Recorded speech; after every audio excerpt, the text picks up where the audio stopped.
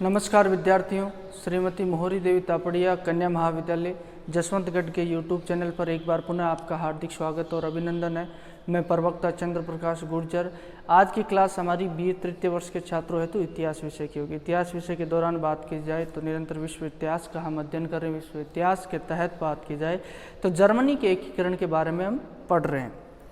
Germany के एकीकरण के तहत जो हमने अंतिम युद्ध की बात की, 3 युद्धों के पश्चात जो जर्मनी का एकीकरण पूर्ण होता है। महत्वपूर्ण युद्धों की बात की जाए, पहला डेनमार्क युद्ध, दूसरा जो सेडोवा युद्ध और उसके पश्चात जो सीडान का युद्ध होता है। सीडान के युद्ध में हमने देखा किस तरीके से नेपोलियन तृतीय के द्वारा जो प्रशा की सेना यानी कि बिस्मार्क के सामने क्या कर दिया जाता है, आत्मसमर्पण कर दिया जाता है, सरेंडर कर दिया जाता है 83,000 सैनिकों के साथ। जैसे इस बात का पता पेरिस में चलता है, पेरिस में फ्रांस में पुनः क्रांति हो जाती है। फ्रांस में क्रांति होने के पश्चात पुनः लोकतंत्र की स्थापना कर दी जाती है और एक राष्ट्रीय सुरक्षा सरकार का गठन किया जाता है। उसके द्वारा जो संपूर्ण शासन संचालन अपने हाथों में ले लिया जाता है और उसी के दौरान जो क्या किया जाता है, निर्णय लिया जाता है कि प्रशा के साथ युद्ध जारी रखा जाता है। हालांकि नेपोलियन तृतीय जो फ्रांस के सम्राट के द्वारा तो युद्ध क्या कर दिया गया, रोक दिया गया, युद्ध समाप्ति की घोषणा कर दी गई है। लेकिन प्रशा के द्वारा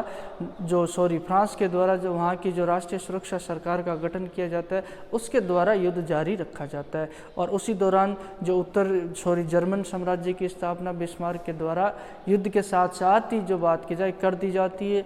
हमने देखा विलियम प्रथम को जो वर्साई के शीश महल में बड़े से मंच पर बैठाकर उसके द्वारा घोषणा कर दी जाती है और उसे जर्मनी का सम्राट घोषित कर दिया जाता है। बिस्मार्क के द्वारा स्वयं अपने हाथों से उसका क्या कर दिया जाता है, राज्याभिषेक कर दिया जाता है।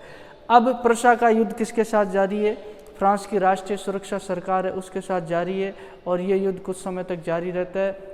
जब प्रशा की सेना जब बात करते हैं पेरिस तक पहुंच जाती है, तब जाकर राष्ट्रीय सुरक्षा सरकार के द्वारा जो युद्ध विराम के लिए हामी भरी जाती है और उसी दौरान युद्ध समाप्ति की घोषणा की जाती है। और इसी दौरान इनके बीच में जो एक समझौता होता है, क्या संधि होती है, उसी संधि को क्या कहते हैं, फ्रैंकफर्ट की संधि कहते हैं।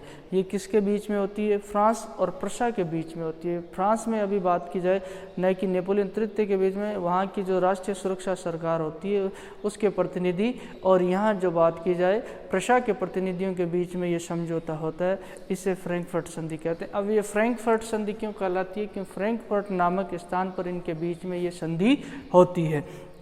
इसमें बात की जाए इन प्रतिनिधियों के द्वारा, फ्रांस के प्रतिनिधि और उसके अलावा प्रशा के प्रतिनिधियों के द्वारा जो शर्तें तय की जाती है। उससे पहले जब प्रशा की सेना पेरिस तक पहुंच जाती है तो उसी दौरान एक तो जो कुछ समय के लिए जो एक दीर्घ जो बात की जाए कुछ समय के लिए जो संधि होती है, प्रारंभिक संधि होती है, वह संधि होती है 26 फरवरी को इनके मध्य हो जाती है। किसके मध्य हो जाती है, जो प्रशा और फ्रांस के। लेकिन इसकी पुष्टि करने हेतु तो जो विस्तृत रूप से जो संधि होती है वह संधि 10 मई 1871 ईस्वी को होती है।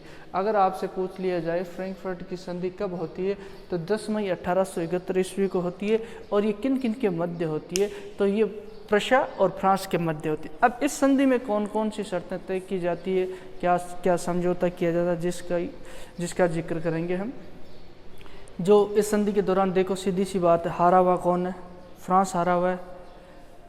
तो फ्रांस हारा हुआ है, जो जीता हुआ होगा यानी कि जो विजित होगा वह अपनी मनमानी के अनुसार क्या करेगा, अपनी बात मनवाएगा। तो इसी दौरान फ्रांस को यहाँ थोड़ा नीचे झुकना पड़ता है और फ्रांस के साथ जो बात की जाए प्रशा के द्वारा अपनी मनमर्जी के तहत व्यवहार किया जाता है। और इस संधि शर्त में जो सर्वाधिक जो हस्तक्षेप वर्चस्व रहता है किसका, प्रशा का रहता है। तो ये किसके हित में रहती है, प्रशा के हित में ज़्यादा रहती है, न कि फ्रांस के, क्योंकि विजित शासक कौन है, प्रशा ही है।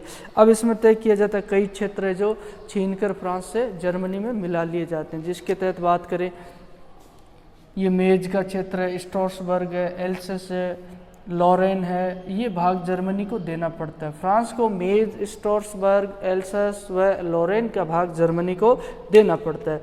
अब इस क्षेत्र में सर्वाधिक जो कोयले और लोहे की खानें थी और सर्वाधिक उत्खनन होता उस वक्त, जो वाकई में बहुमूल्य खनिज था। ये मजबूरी में फ्रांस को किसको देने पड़ते हैं, जो प्रशा को यानी देने पड़ते हैं और जर्मनी साम्राज्य में मिला दिए जाते हैं। किसके द्वारा, प्रशा के द्वारा। अब दूसरी शर्त इसमें क्या होती है, जो बेलफोर्ट का किला होता है ये किसके पास रखा जाता है, ये फ्रांस के पास ही रख दिया जाता है।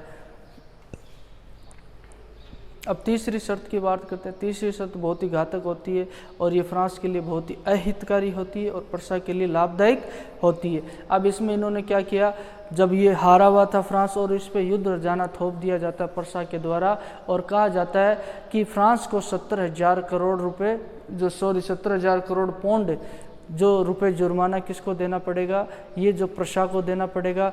और जब तक, अगली शर्त होती है कि जब तक ये जुर्माना नहीं दिया जाएगा तब तक फ्रांस की सेना प्रशा की सेना कहाँ रहेगी, फ्रांस में रहेगी।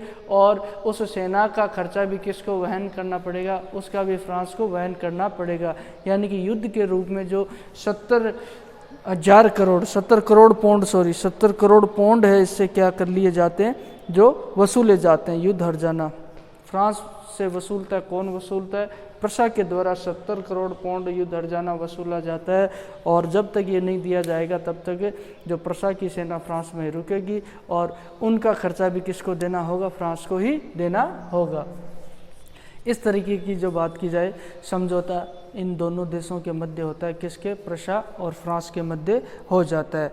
और उसी दौरान बात की जाए तो इस संधि के पश्चात अप्रैल 1871 ईस्वी में बात की जाए, अप्रैल 1800 इस संधि से पूर्व ही बात की जाए, इस संधि से पूर्व जर्मनी के नए संविधान की घोषणा कर दी जाती है, जिसके दौरान जो संपूर्ण दक्षिण जर्मनी के जो राज्य होते हैं उनको किस में मिला दिया जाता है, उसमें जो जर्मनी साम्राज्य, क्योंकि उत्तरी और दक्षिणी जर्मनी दो भागों में विभाजित था। उत्तरी जर्मनी का एकीकरण तो पहले ही हो गया जब ऑस्ट्रिया से युद्ध हुआ, सेडोवा वाला युद्ध होता है उसमें हो जाता है।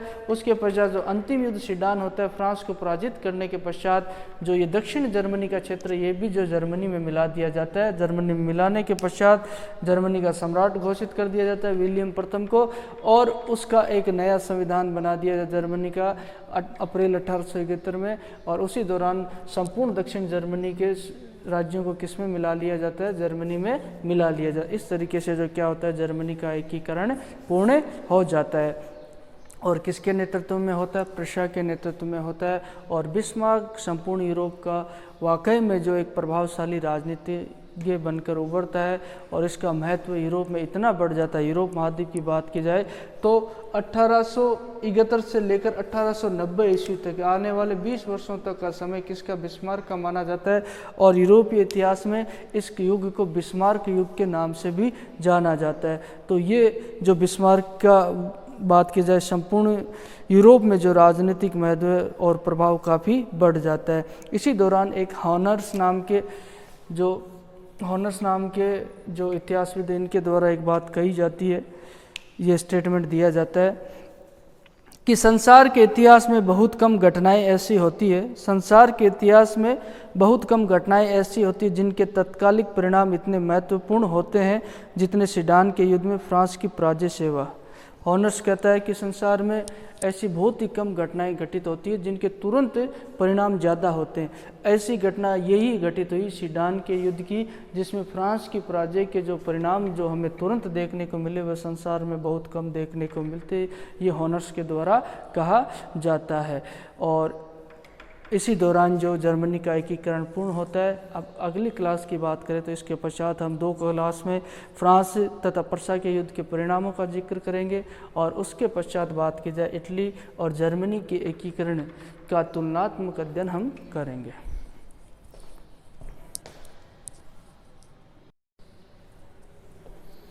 तो विद्यार्थियों, आज की क्लास में अगर बात की जाए तो हमने जर्मनी के एकीकरण को पूर्ण कर लिया, जिसके तहत हमने देखा किस तरीके से जर्मनी के एकीकरण के तहत जो अंतिम सीडान का युद्ध होता है, सीडान का युद्ध होने के पश्चात जो फ्रैंकफर्ट की संधि होती है, फ्रैंकफर्ट की संधि की अगर बात की जाए तो ये फ्रैंकफर्ट नामक स्थान पर होने के कारण क्या कहलाती है, फ्रैंकफर्ट की संधि कहलाती है। और ये किन के मध्य होती है, प्रशा और फ्रांस के मध्य होती है। तो इसी संधि के तहत कौन कौन सी शर्तें हैं जो तय की जाती है, जिसका हमने जिक्र किया कि किस तरीके जो फ्रांस पे प्रशा के द्वारा जो 70 करोड़ पौंड का युद्ध हर्जाना थोप दिया जाता है और जब तक ये नहीं दिया जाता तब तक फ्रांस में ही जो प्रशा की सेना रहती है। उसके अलावा जो कई क्षेत्रों पे जो बात की जाए कई क्षेत्रों को फ्रांस से छीनकर जर्मनी में मिला लिया जाता है, और क्योंकि उन क्षेत्रों में जो बहुमूल्य धातु की बात की जाए, लोहा और कोयला के उत्पादन भी होता था, तो उन क्षेत्रों को जर्मनी में मिला लिया जाता है। उसके अलावा एक किला जो किसको देती है, फ्रांस को बेलफोर्ट का किला दे दिया जाता है। ये इस संधि की जो शर्तें हमें देखने को मिलती है। और इसी तरीके से जो बात की जाए, प्रशा के नेतृत्व में जो जर्मनी का एकीकरण क्या होता है, पूर्ण हो जाता है। और इसमें सबसे महत्वपूर्ण भूमिका किसकी रहती है, बिस्मार्क की रहती है। इसी कारण यूरोप में जो इसका प्रभाव काफ़ी बढ़ जाता है, राजनीति की प्रभावशाली व्यक्ति ये बन जाता है। इसी कारण से जो 1871 ईस्वी से लेकर 90 ईस्वी के युग को तो यूरोप में बिस्मार्क के युग के नाम से जाना जाता है। इसी दौरान हॉनर्स के द्वारा भी ये बात कही कि बोले इतिहास में, विश्व के इतिहास में ऐसी बहुत कम घटनाएं होती है जिनका तुरंत प्रभाव होता है, और ये जो सीडान के युद्ध के पश्चात फ्रांस की पराजय का जो परिणाम हुआ, वो वाकई में जो तुरंत और तेज गति से होने वाला परिणाम था। तो बोलिए, यहाँ तक आपको कोई चीज़ समझ में नहीं आई हो, किसी तरह की समस्या हो, शंका हो, तो आप निसंकोच पूछ सकते हो। आपके पास जो शैक्षणिक व्हाट्सएप ग्रुप है, प्लेटफॉर्म अवेलेबल है, उसके माध्यम से आप अपनी बात पहुँचा सकते हो। किसी तरह की राय या सुझाव वो भी आपके आमंत्रित है। तो अगली क्लास में हम पढ़ेंगे फ्रांस, और बात की प्रशा के युद्ध के परिणामों के बारे में पढ़ेंगे। और उसके अलावा जो जिक्र किया जाएगा, तो हमारे जो इटली और जर्मनी के तुलनात्मक एकीकरण के तुलनात्मक अध्ययन को हम पढ़ेंगे। तो सभी विद्यार्थियों का एक बार पुनः बहुत बहुत धन्यवाद।